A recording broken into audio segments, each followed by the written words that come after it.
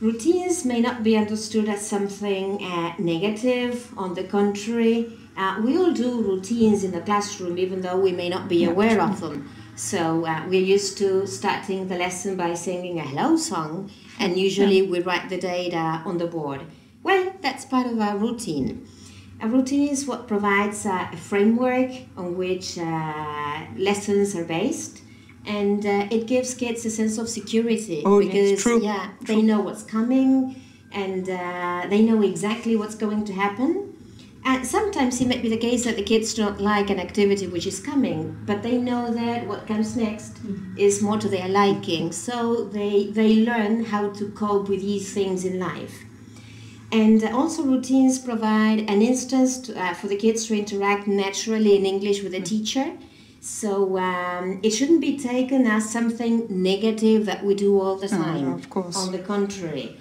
It's a way of helping children little by little become completely autonomous.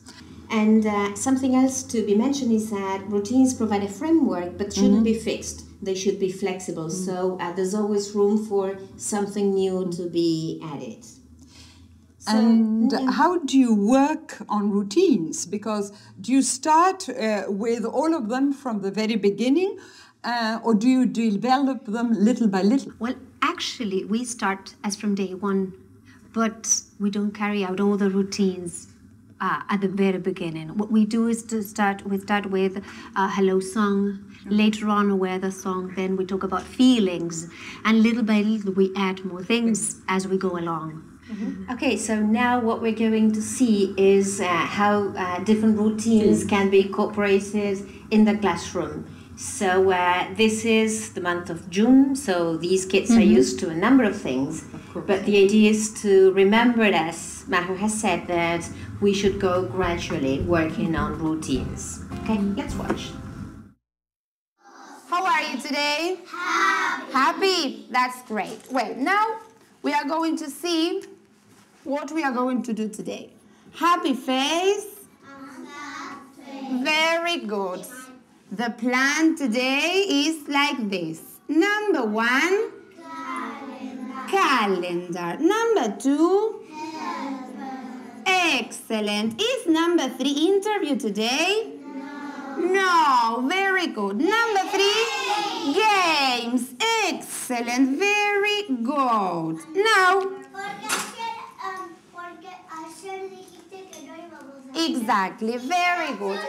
What's missing here? The points, very good. Team number 1 has got 99. Team number 2 has got 97. And team number 3 has got 96. 96. The 3, thank you. So, today, calendar. Let's see who's going to come. Jasmine, come. So, Has, yesterday it was Thursday. Today is? Friday, very good. Excellent, very good. And tomorrow? Saturday, very good. There, it's okay. There. Yesterday it was number 12. Today is? 13. Excellent, 13. And tomorrow? 14. Excellent. Jasmine, what's the weather like today? Yes, you can. Hace frío y es un poco cold. Okay, very good. Sunny and hot or cold? Cold. Today is very cold. Excellent. And what about the month? What month? June. Excellent. High five. Very good. Excellent. So, calendar ready.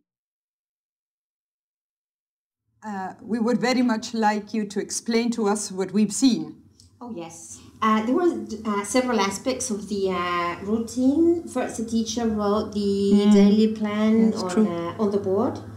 Then she passed on to the calendar, and the kids worked. I mean, they know the days of the week, the months of the year.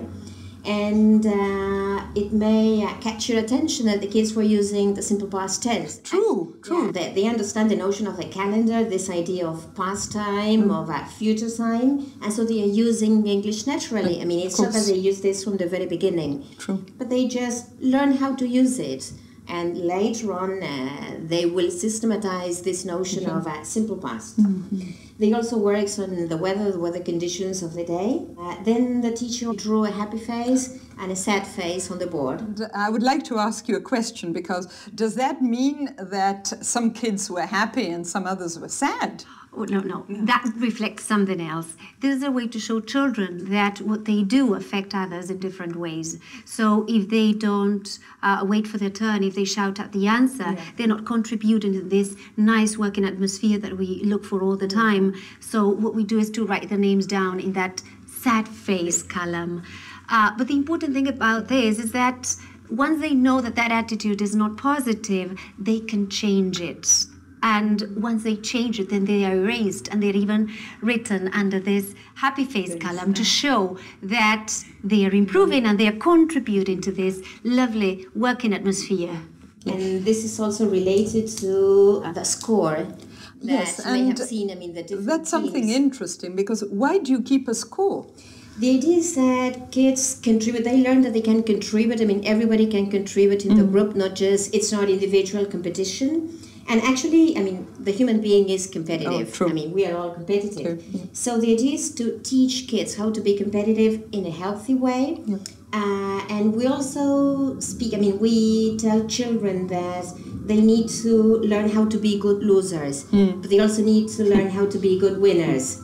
So this idea of points, I mean, that they can win and they contribute to, I mean, to the whole group.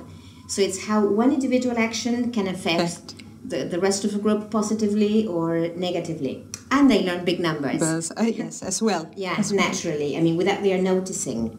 I guess that as a synthesis, what we may say is that the main points to bear in mind when working on the routine is that first, they organize lessons, and this helps the teacher and the kids.